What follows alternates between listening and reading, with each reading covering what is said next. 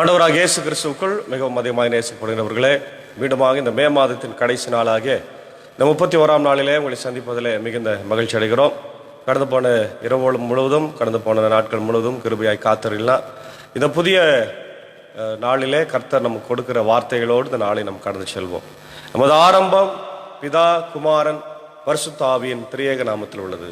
ஆமென். ஜெபம் செய்வோம்.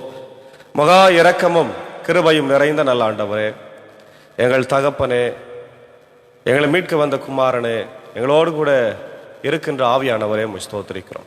இந்த காலை நேரத்தில் எங்களை ஜீவனோடு எழுப்பி இந்த புதிய நாளை ஆண்டவரே எங்களுக்கு தந்தமைக்காக நன்றி தகப்பனே. இந்த காலை நேரத்தில் நீர் இறை வார்த்தையினால் எங்களோடு பேசும். நாங்கள் கேட்கிறோம். நாங்கள் பாடுகிற பாடல் ஏறு ஜெபம் என்றால் எல்லாம் நீ சமூகத்தில் பிரதியாக இருக்கட்டும். நீர் ஏற்றுக்கொள்ள ராஜா. இதை கேட்கின்ற ஒவ்வொரு மக்களுடைய இல்லங்களில் உள்ளங்களிலே இறை அமைதி, சமாதானம் பொங்கட்டும். இந்த ஊழியத்தில் இருக்கிற எங்கள் அனைவரையும் நீர் எடுத்து பயன்படுத்தும். சுகபலன் ஜீவனை தார். இயேசுவின் மூலம் ஜபிக்கிறோம் நல்ல பிதாவே, ஆமேன்.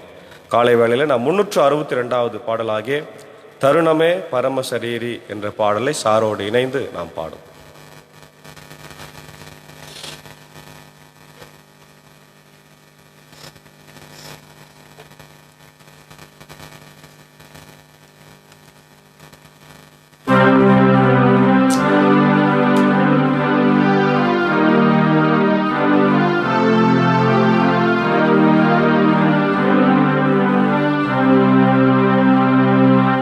தருணமே பரமசரீரே, என்னை தாங்கி அருட்கருணை வாரே. தருணமே பரமசரீரே, என்னை தாங்கி அருட்கருணை வாரே. மையடியார் அனுசாரி, ஓரி மையடியார் அனுசாரி, உயரெருசலை நகர் அதிகாரே.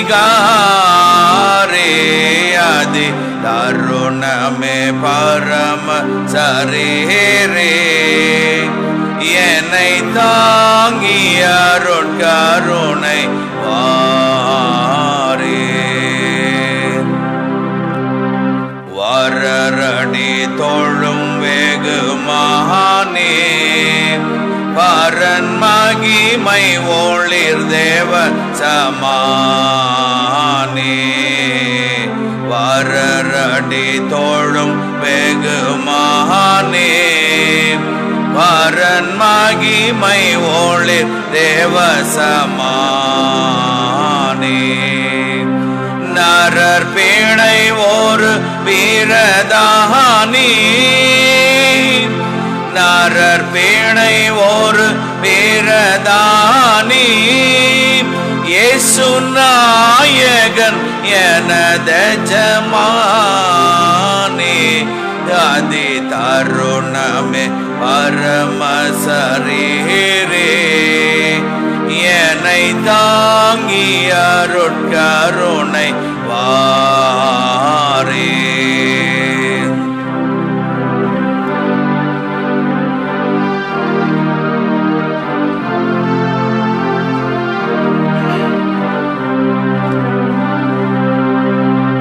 ஆதாரம் முனையன்றி யாரோ, என்னை அன்பாய் தேரு கண் கொண்டு பாரே.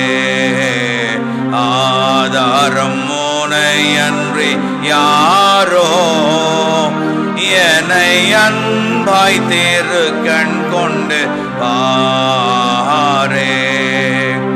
பாதார விந்தம் காதி சேரே, பாதார விந்தம் காதி சேரே. இஸ்ரேல் பார்த்திபன் தாவீது வம்சவேரே. அதி தருணமே பரமசரீரே, என்னை தாங்கி அருட்கருணை வாரே.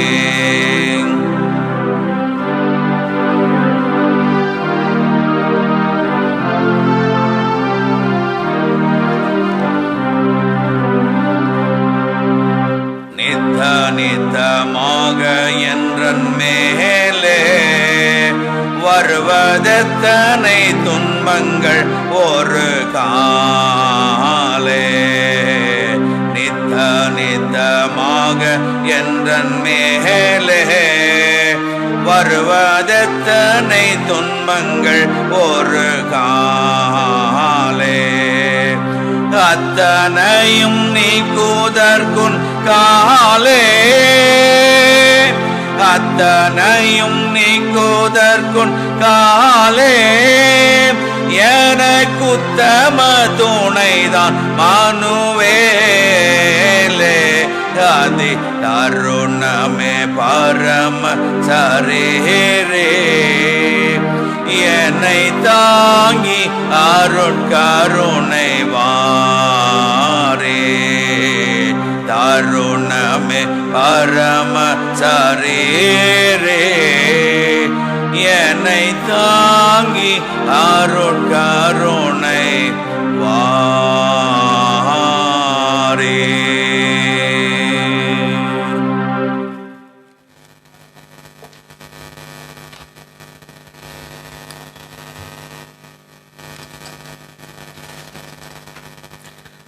கிறிஸ்துவில் அன்பார்ந்தவர்களே, மீண்டுமாக உங்கள் யாவரையும் இறை மைந்தன் இயேசுவின் திருப்பெயராலே அன்புடன் வாழ்த்தி இந்த மே 31ஆம் நாளிலே வரவேற்கிறோம்.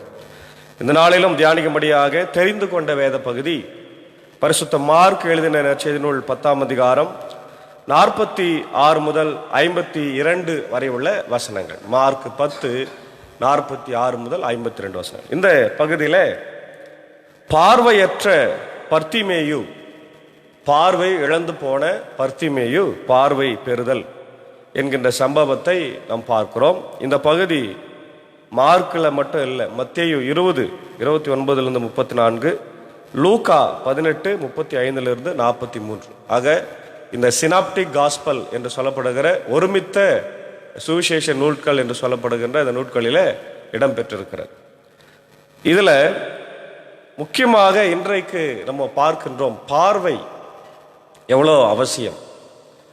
பார்வை இல்லை என்றால் இன்றைக்கு உலகத்தில் நம்ம ஒரு இடத்தை விட்டு ஒரு இடம் மூவ் பண்ணவே முடியாது. இப்போ நாங்களும் கூட இந்த ஊழியத்தை செய்வதற்கு கொஞ்சம் தூரத்துலேருந்து வரோம், ஒரு பக்கத்து தெருவில் ஒரு ஒரு கொஞ்சம் 2 தெருவு தள்ளியும். பார்வை இருந்தால் மட்டும்தான் வர முடியும், இல்லைன்னா இந்த ஊழியத்தில் நம்ம இருக்க முடியாது. கஷ்டமான ஒரு சூழ்நிலை இன்றைக்கு அதிகமாய், குறிப்பாக குழந்தைகளும் வாலிப பிள்ளைகளும் இன்றைக்கு பார்வை அற்ற ஒரு சூழ்நிலையில் வாழ்ந்து கொண்டிருக்கிறோம். எதனால் அப்படின்னா உணவு பழக்கம், கெமிக்கல்ஸ் அதிகமாக இன்றைக்கி நம்ம சாப்பிட்றத எல்லா பொருளிலும் கெமிக்கல்ஸ் இருக்கிறது, மருந்துகள். ஒரு காலத்தில் விவசாயத்தில் நம்ம பார்த்தோம்னு சொன்னால் நார்மலாக அவங்க இலை தலைகளை சாணங்களை போட்டு தான் விவசாயம் செய்வாங்க. ஆனால் இன்னைக்கு எல்லா இடத்துலையுமே மருந்துகளை தெளித்து அவங்க செய்கிறாங்க. மருந்துகளை தெளித்து செய்கிற போது அந்த மருந்துகள் இன்னைக்கு கேன்சரை உருவாக்குகிறது, பார்வை திறனை குறைக்கிறது, செவித்திறனை குறைக்கிறது என்று சொல்லி ஆய்வுகள் நமக்கு சொல்லுகிறது. இதனால பார்வையை இழந்து போகிற சூழ்நிலை நிறைய பேர் இருக்கிறது. இங்கே நமக்கு தெரிந்த ஒருவர் இருக்கிறார், அவர் சுத்தமாக பார்வை அவருக்கு இல்லை. ஏன் என்று கேட்கும்போது அவருடைய ஹெரிட்டேஜ் என்று அவர்கள் சொல்லுகிறார்கள், ஜெனிட். அப்போ இதெல்லாம் நம்ம பார்க்கிற போது பார்வை திறன் குறைபாடு இன்றைக்கு அதிகமாக இருக்கிறது. வாழ்வது கடினம். இன்னொருத்தருடைய உதவி இல்லாமல் என்ன பண்ண முடியாது, நம்ம எங்கேயுமே போக முடியாது. அவரை நம்ம பார்க்கும்போது அவருடைய சகோதரர் தான், அவர் எங்கே கொண்டு போனாலும் அவர் தான் கொண்டு போகிறார். ஒரு கடினமான சூழ்நிலை இன்றைக்கு நிலவுகிறத நம்ம பார்க்கிறோம். அதே போலதான் பர்த்திமேயு என்கின்ற பார்வையற்ற மனிதன், அவன் ஒரு இடத்துல அமர்ந்து யாசகம் கேட்டுக்கொண்டிருக்கிறார், பிச்சை கேட்கிறார்.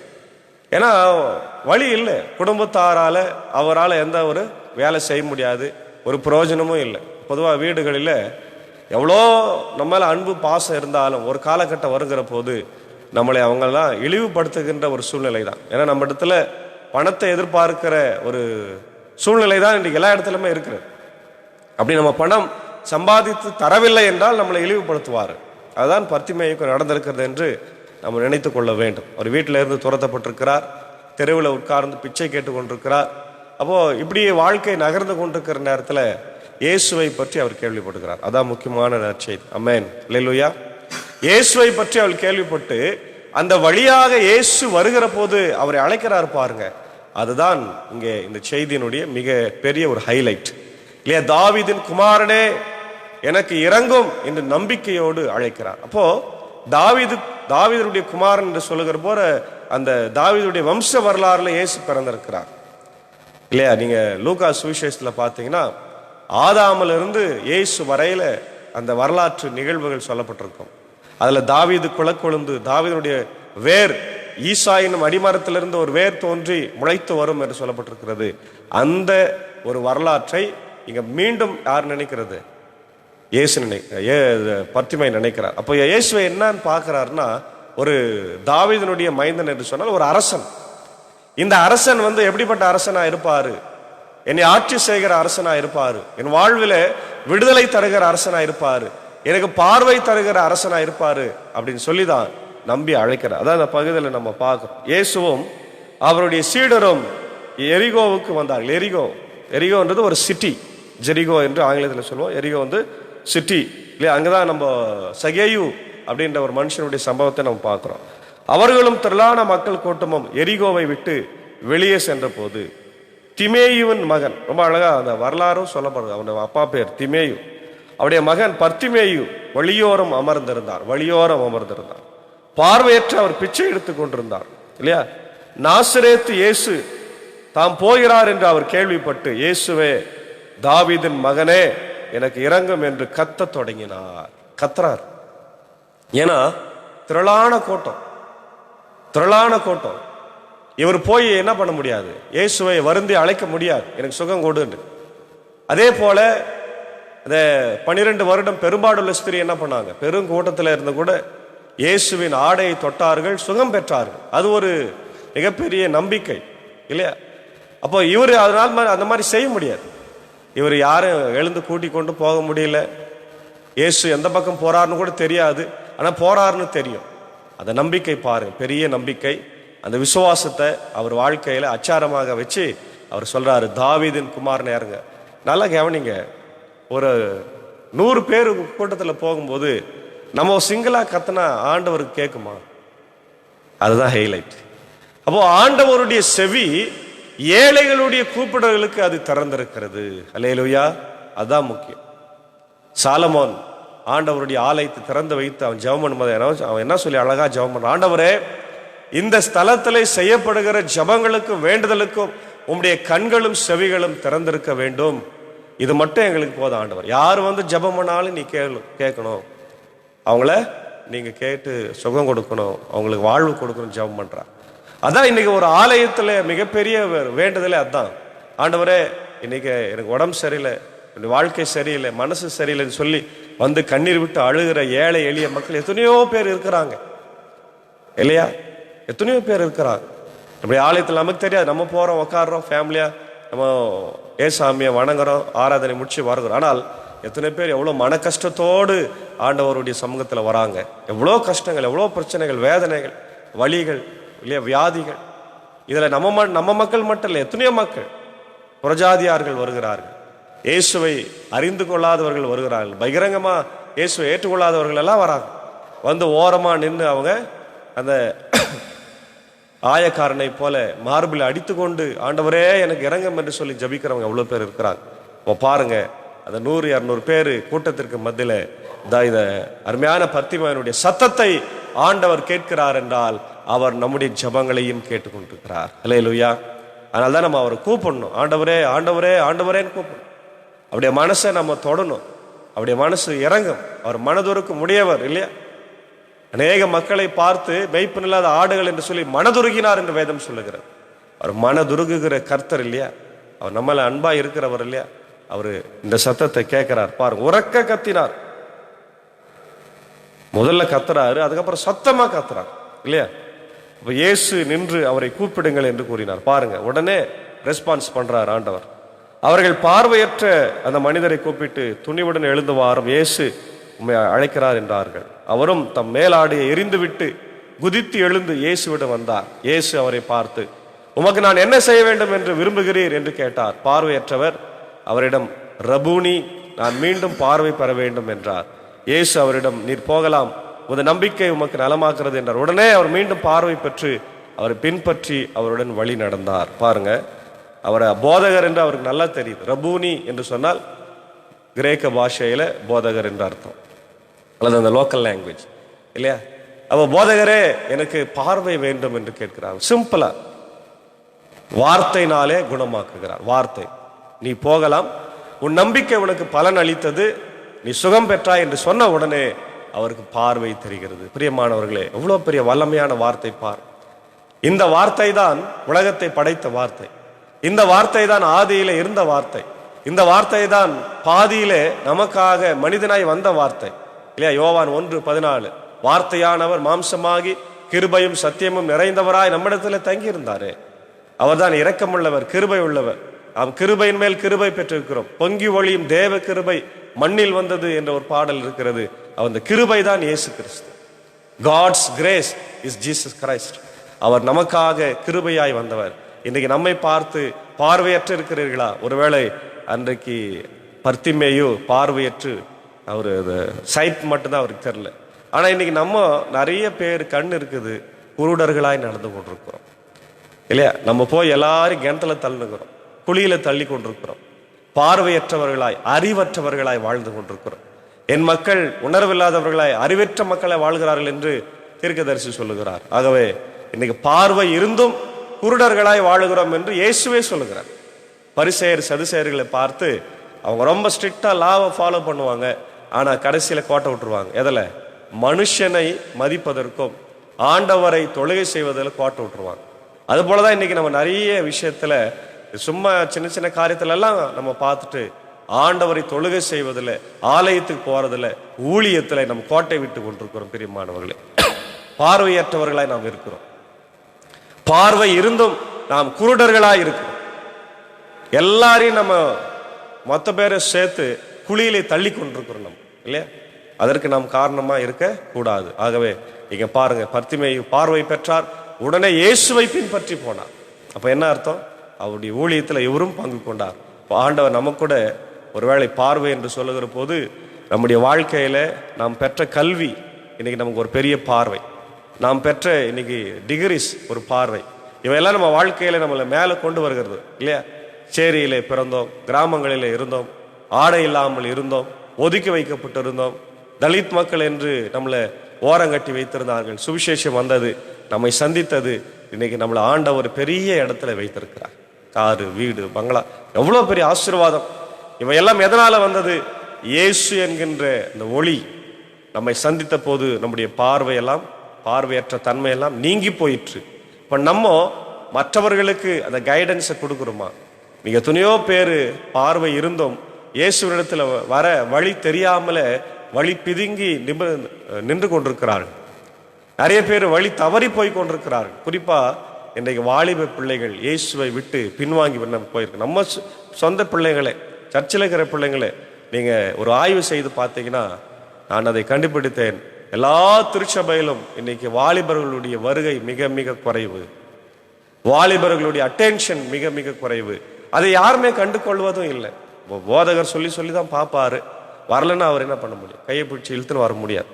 ஆனால் குடும்பத்தில் இருக்கிற பெற்றோர்கள் அவங்கள என்ன பண்ண முடியும்? நிச்சயமா சர்ச்சுக்கு வந்தே ஆகணும், ஊழியத்துக்கு வந்தே ஆகணும், உட்காரணும், வாலிப சங்கத்தில் உட்காரணும் அப்படின்னு சொல்லி உட்கார வைக்கிற போது நிச்சயமாக ஒரு மாற்றம் நம்ம திருச்சபையில குடும்பத்தில் ஏற்படும். இன்னைக்கு கேரியர் கைடன்ஸ் இதெல்லாம் எல்லாம் நடக்குது. ஆனால் வாழ்க்கையில லைஃப் கைடன்ஸ் நம்ம கொடுக்குறோமா பிள்ளைகளுக்கு? வாழ்க்கை எப்படி வாழணும், யாரை நோக்கி போகணும், உலகத்தை நோக்கிய, ஆண்டவரை நோக்கிய, உலகம் என் பின்னே சிலுவையின் முன்னே, உலகம் என் பின்னே சிலுவையின் முன்னே என்ற வார்த்தைகளை கற்றுக் கொடுத்திருக்கிறோமா? யோசித்து பாருங்கள் பிரியமானவர்களே. நம்முடைய குழந்தைகளை, வாலிப பிள்ளைகளை, அழிந்து கொண்டிருக்கிற ஆத்துமாக்களை இயேசுவினிடத்திலே கொண்டு வருவதுதான் நம்முடைய நோக்கமாக இருக்கிறது. ஆகவே இப்படிப்பட்ட இறை வாழ்வை நாம் பெற்றுக்கொண்டு வாழ தூய ஆவியானவர் இந்த நாளிலே நமக்கு உதவி செய்வாராக. ஆமேன். ஜெபம் செய்வோம். மகா இரக்கமும் கிருபை நிறைந்த நல்ல தகப்பனே, இந்த மகிழ்ச்சியான குளிர்ச்சியான காலை வேளைக்காய் நன்றி சொல்லுகிறோம். ஆண்டவரே, இந்த மே மாதத்தின் 31ஆம் நாளிலே நீர் எங்களுக்கு கொடுத்த இறை வார்த்தைக்காய் ஸ்தோத்திரம். ஆண்டவரே, பர்த்திமேயு போல நாங்களும் ஆண்டவரே உலக பிரகாரமான பார்வை அல்ல. அவர் உலக பிரகாரமான பார்வையற்று இருந்தார், சுகம் பெற்றார், உம்மை பின்பற்றினார். ஆனால் இன்றைக்கு நாங்கள் ஆண்டவரே பார்வை இருந்தும் குருடர்களாக இருக்கிறோம். பார்வை இருந்தும் நாங்கள் போய் குழியிலே விழுந்து கொண்டிருக்கிறோம். நாங்கள் மட்டும் விளைவில்லை, எல்லாரையும் விளைவைத்துக் கொண்டிருக்கிறோம். இதுதான் எங்களுடைய நிலைமை. இது நிலைமையெல்லாம் மாற வேண்டும். அதே போல எங்கள் குழந்தைகளும் எங்கள் வாலிப பிள்ளைகளும் ஆண்டவரே தவறான பாதைகளிலே சென்று கொண்டிருக்கிறார்கள். இயேசு என்கின்ற ரபூனியை விட்டுவிட்டு ஆண்டவர் உலக பிரகாரமாய் வாழ்ந்து கொண்டிருக்கிறார்கள். செல்போன், ஆண்டவரே போதைகள், மது, இவள் எல்லாவற்றும் அடிமையாக இருக்கிறார்கள். இந்த சூழ்நிலைகள் எல்லாம் மாறி ஆண்டவரே நாங்கள் உம்முடைய பிள்ளைகளாய் வாழ்வதற்கு நீர் எங்களுக்கு ஒரு வழியை காண்பித்திருக்கிறீர். அந்த வழிதான் திருச்சபை.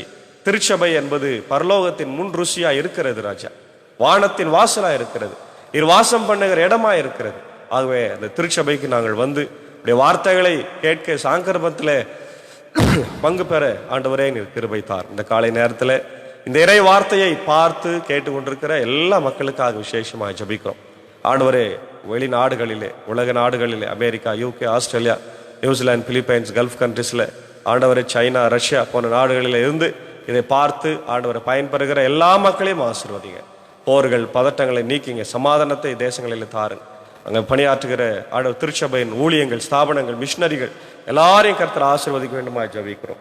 இப்படி இந்திய தேசத்திற்காக ஜபிக்கிறோம். தாய் திருநாடாகிய தேசத்தை ஆசீர்வதி. இன்னும் 3 நாட்களிலே அடுத்த பிரதமரை ஆண்டவரே இதோ எங்களுக்கு நீர் தெரிவிக்க போகிறேன்.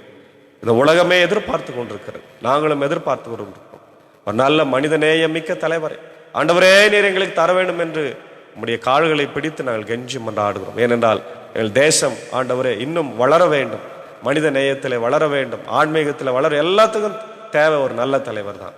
ஆண்டவரே அந்த தலைவரை நீ தெரிந்தெடுத்து தர வேண்டும் என்று கெஞ்சி மன்றாடுகிறோம்.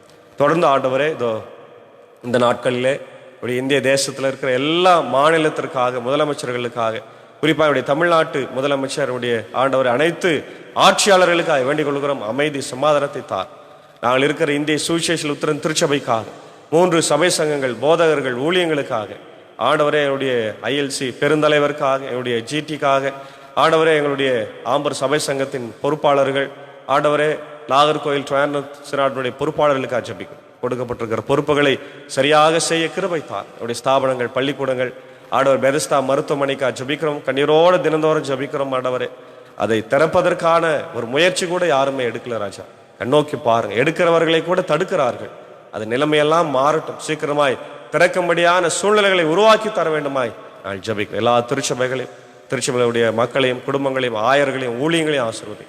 இந்தியாவில் நடைபெற்று வருகிற மிஷினரிகள் ஊழியத்துக்காக ஆண்டவரே FMBB, இதோ ஜெம்ஸ் மிஷினரிகள், IMS மிஷினரிகள், தன்னார்வமாய் செய்கிற ஊழியங்கள் எல்லாவற்றையும் ஆசீர்வதிங்க. ஸ்தாபனங்கள், திருச்சபைகள், ஆயர்கள், ஊழியர்களை ஆசீர்வதிக்க வேண்டுமா நான் ஜபிக்கிறேன் ராஜா. இந்த நேரத்தில் இந்த ஊழியத்தில் எங்களோடு அன்பர் சாருக்காக, அக்காவுக்காக, அன்பான பிள்ளைகள், மாத்தாள் மறைகளுக்காக ஜபிக்கிறோம்.